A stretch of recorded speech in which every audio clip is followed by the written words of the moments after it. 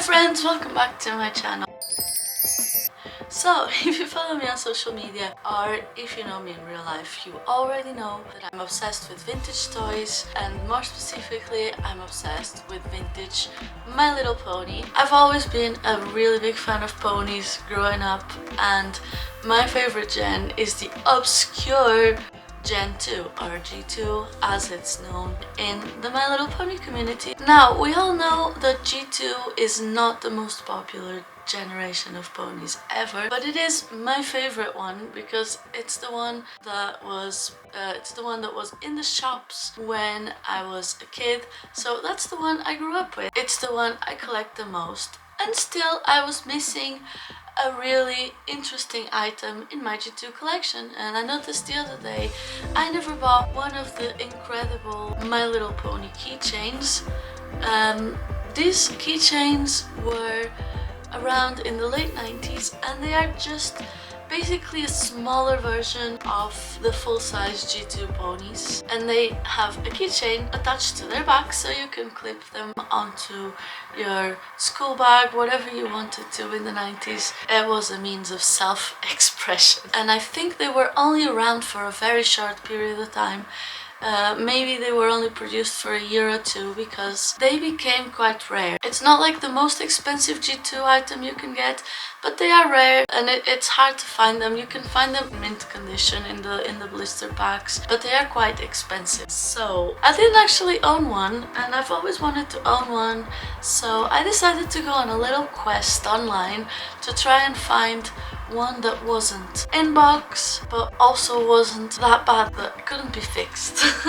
So after a lot of searching, I found one for only £10, which is a lot cheaper than the mint condition ones are, and I'm going to repair it. Now, I've been wanting to get into pony repairs for a long while now, but I was a little bit scared of trying to fix like a rare 80s G1 pony. So I decided it would probably be a good idea to find a G2 pony, because first, I'm not ruining a rare G1, second, I get to pay a tribute for my love of G2, and third, I get to finally own a vintage My Little Pony keychain, like a G2 keychain. So yeah, if you want to see that, just follow along and I will take you through my journey of thrifting this pony and fixing it and making it look the closest I could as if it just came out of the package back in the 90s. So without any further ado, let's start fixing this pony. So this is just me unpacking the parcel, just so we can see exactly how it came in. Straight away I can see that the pony is okay, but the hair is in need of TLC. And here we have the full-size G2 Sundance or Sunsparkle. As you can see, they're very similar, but the cutie mark and the shade of pink are slightly different. Her eyes still look okay, no gems missing and no paint coming off. The cutie mark could do with a paint touch-up on both sides. And of course, the mane and tail need extreme TLC. So let's start her glow up. Step 1. Washing the pony. Her tail doesn't look like it's rusting, so that means I can try to fix the original hair. The first step is to wash her in warm soapy water. I'm using dishwashing liquid and a toothbrush to get the decades of dust and grime off her. And now I'm going to use a magic sponge to get rid of some of the superficial marks.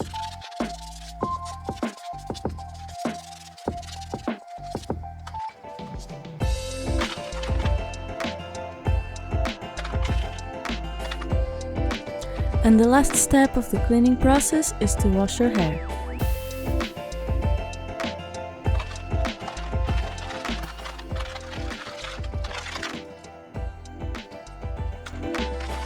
I'm going to leave her to soak for about an hour and then rinse with warm water. Step 2. Restoring the mane and tail.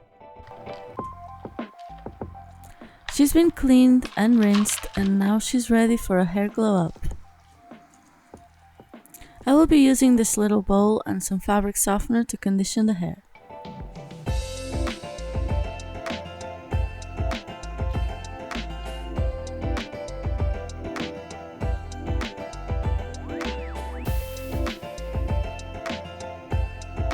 I'm going to carefully dip the pony's hair in the fabric softener until it's fully saturated.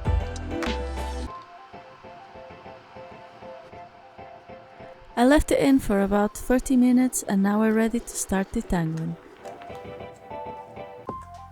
For the first pass, I'm using a rainbow hide doll comb. Just like with wigs and hair, you want to start with the ends and work your way towards the roots. Now I'm filling a cup with boiling water and we're boil washing her hair to see if I can eliminate some frizz.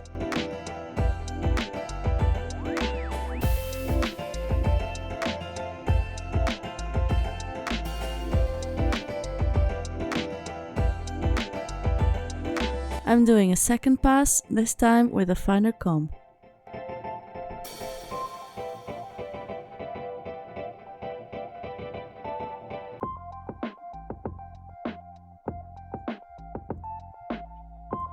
It's already looking better, so I'm going to repeat the process.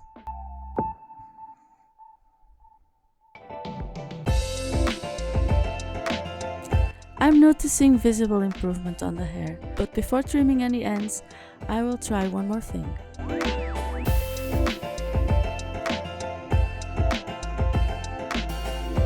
These are portable USB straighteners. They heat up, but not a lot.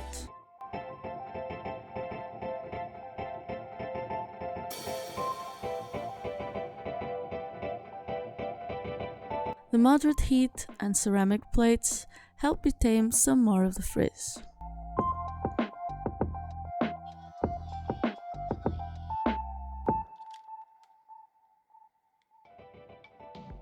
Normal straighteners would probably be too hot and melt this hair.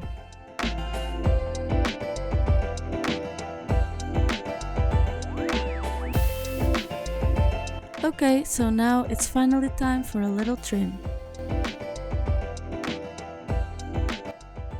I'm trying to cut as little as I can to preserve the most hair possible. Third boil wash and more softener.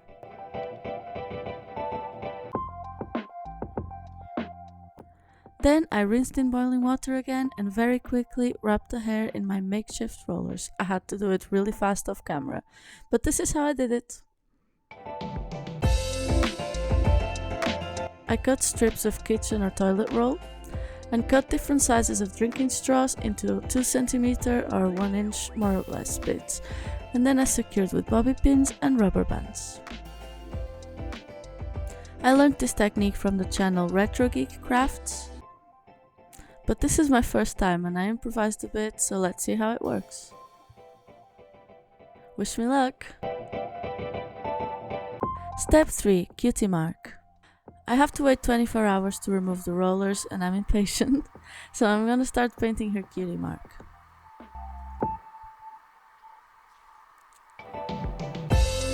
The mark is so tiny I had to trim my smallest brush to be even thinner. I'm going to use gold acrylic paint to make it more shiny and magical. It's a bit sloppy, but I'll try again later. Okay, it's the next day and I can finally remove the rollers.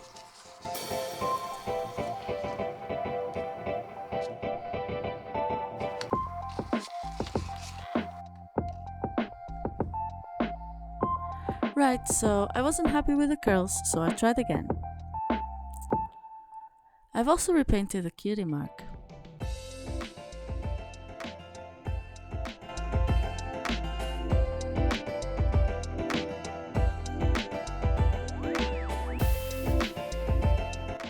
Okay, wow, the tail looks so much better now.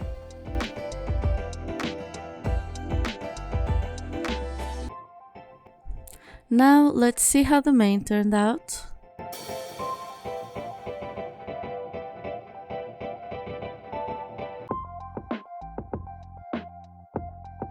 Yeah, it's definitely looking a lot better this time.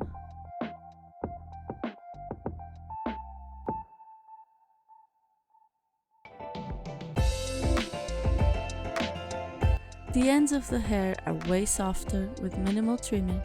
Now I just have to seal her cutie mark with Mr. Super Clear. She's looking fabulous, but I'm not done yet. Step 4. Accessories. These G2 keychains came with a smaller version of the comb. My one, being a cheap find, obviously isn't complete because it's missing the comb. So let's try and make a replica one.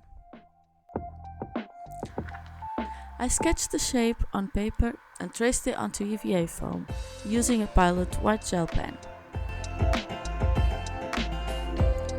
Now I'm going to use some warbler scraps and I'm going to take the EVA foam and my heat gun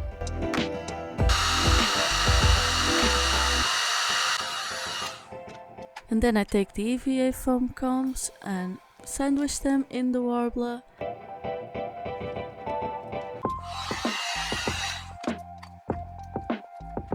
As you can see, one side is already done, so I'm going to quickly sculpt the other side. I'm gonna prime it and then paint it with the same golden acrylic paint. And then do some details with some copper acrylic paint. After that we can varnish it using some clear UV varnish and then putting it under my LED lamp to cure.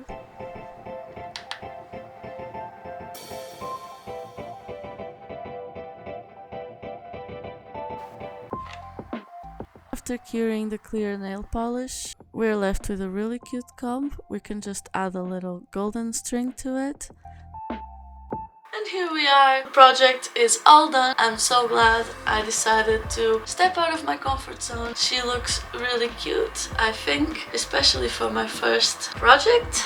And I hope you guys enjoyed watching this because it was hopefully one of the first of many craft projects. I've been wanting to include something that was a little bit more creative and a little bit more arts and crafts related to my toys page because I feel like a lot of joy comes from creating and crafting and not necessarily from always buying new toys and overconsumption. So I really hope you guys enjoy this because I don't want to go back to making just unboxings, to be very honest. Of course the unboxings will still be there, but I really wanted to incorporate fixing toys and being creative with what you already have. Stay tuned because I will start with the G1 ponies soon. I know they are a lot more popular and I do love them as well, so I hope you can stay and join me in this new adventure of pony restoration. Thank you so much for watching. Bye!